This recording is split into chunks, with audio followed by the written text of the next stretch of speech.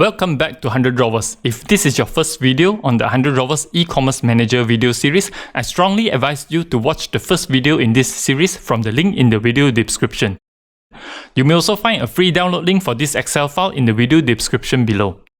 In the previous video, we checked on the order status module, where it is a critical stage to make sure platforms are paying us accurately. In this video, we will take a look at the customer database. As you might have noticed, this application is able to collect customer information to allow you to do your customer relation management.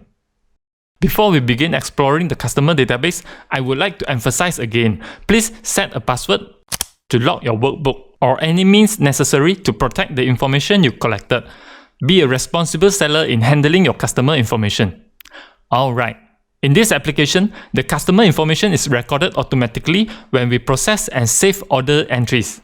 The customer information is all saved in the customer's sheet.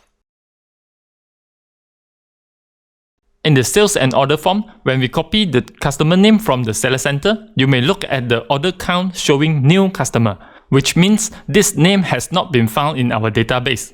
When we continue to copy the phone number, if it is still showing new customer, it means that this customer has never been recorded in the database, a new customer. Whenever a new customer is saved, a new customer ID is created. You may notice there is a customer picker button. It simply takes you to the customer sheet to look for a customer. In the customer sheet, the top row is used for searching existing customer. This is useful to look for a specific phone number. Input the customer's phone number and hit enter. The customer information will be loaded into the top row automatically. If that is the correct customer, hit the new order button to fetch the customer information into the sales and order form and create a new order. Alternatively, you may also input the phone number directly in the sales and order form. Then use the drop-down list to pick the customer's name, or input customer's name and pick their phone number. These drop-down lists have important and special use cases which I will elaborate later. Back in the customer's sheet, you may also manually select a customer and use the new order button to fetch the customer's information.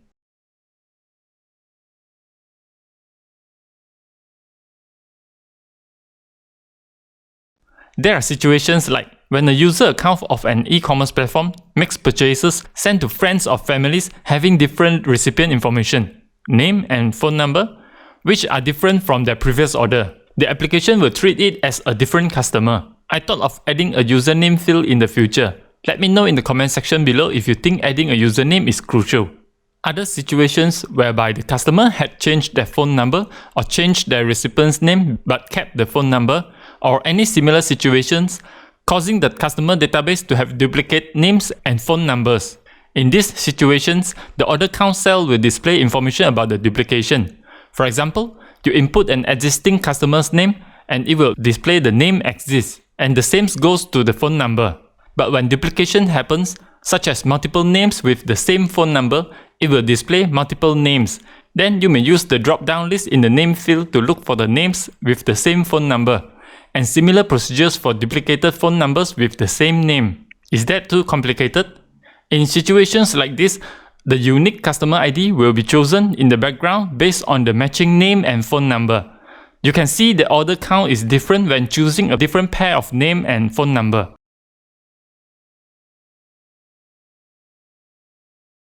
When duplication occurs, go to the customer sheets.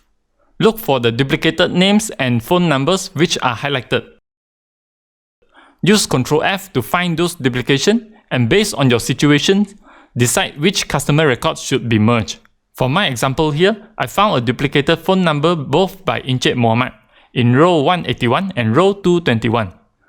On further inspection, Encik Muhammad uses different names and different addresses, but the record in row 181 is having higher total purchase. In this situation, I decided to merge row 221 and keep row 181. To do this, I first note down the customer ID for both records. Then go to the sales sheet, locate the order for customer ID 219. Change the customer ID to 179. Back to the customer sheet, you will see that 179 has increased in total purchase, and 219 has now 0 purchase. Now, you may delete the information for 219. In the practice of database, we should not delete entries. In this case, we only delete the name, phone number, address, and the first purchase date. Leave the customer ID and total purchase. If you have any question or any suggestions regarding the use of this application, drop them in the comment section below. In the next video, we will explore advanced operations, which includes the system migration manual instruction, developer button, clear all data panel in the system preferences. Subscribe to my channel so you won't miss out. Head over to my Ko-fi page for free download or sign up for the membership to get an invitation to join our Facebook community. Thank you so much for watching this series, and thank you for your comments, likes and shares. I'll see you in the next video.